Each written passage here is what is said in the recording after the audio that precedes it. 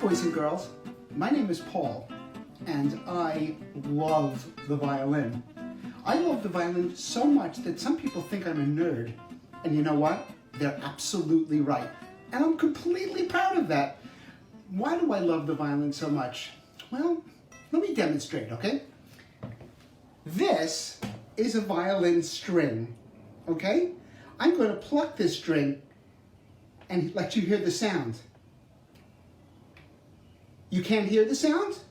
Really? Let me come closer. You still can't hear it? Let me come closer. Well, it doesn't make very much sound, does it? But look what happens when that string is on a violin. It's magic. It's absolutely magic. How does it work? What's really happening? Essentially, a violin is just a box that a string is strung over and held in place by a bridge and a nut. And inside the box, all of the vibrations of the string are amplified. They're just made louder. The volume is turned up. And that's the magic of a violin. There's no electronics. There's nothing unusual happening. Just vibrations allowed to ring. And what we're going to do is we're going to make a violin. You and me, and maybe your parents will help you. We're going to make a violin. What did I say the violin was? Just a string vibrating a box. What's a box that we may see every single day, especially if we have a cold or an allergy?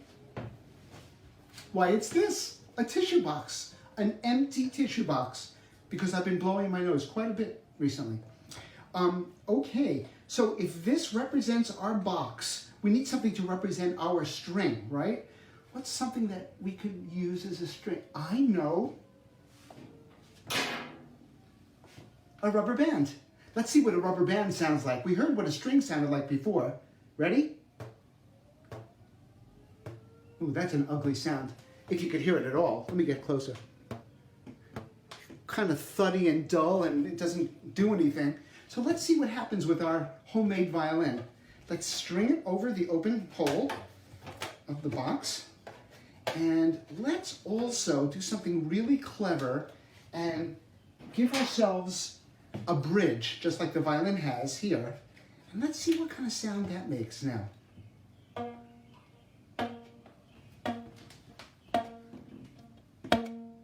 That's fantastic. We've made a violin.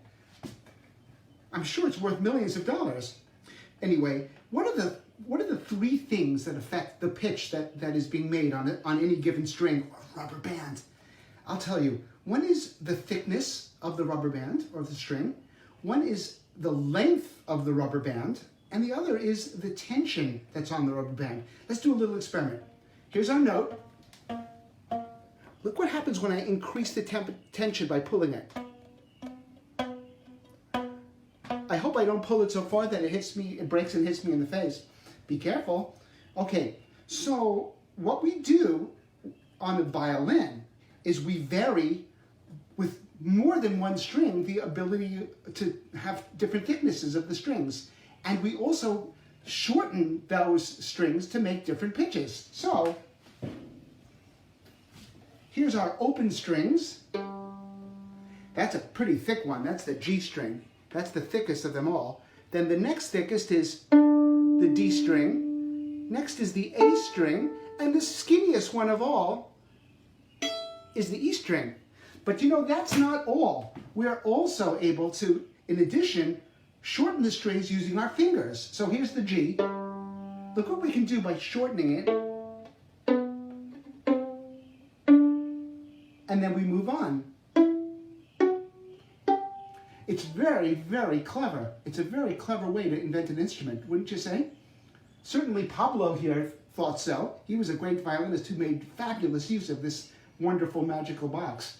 Anyway, have fun making your instrument, and have mom and dad help you, and be careful of stretching the rubber bands too much, and send in your video so we can hear what your tissue box violins sound like.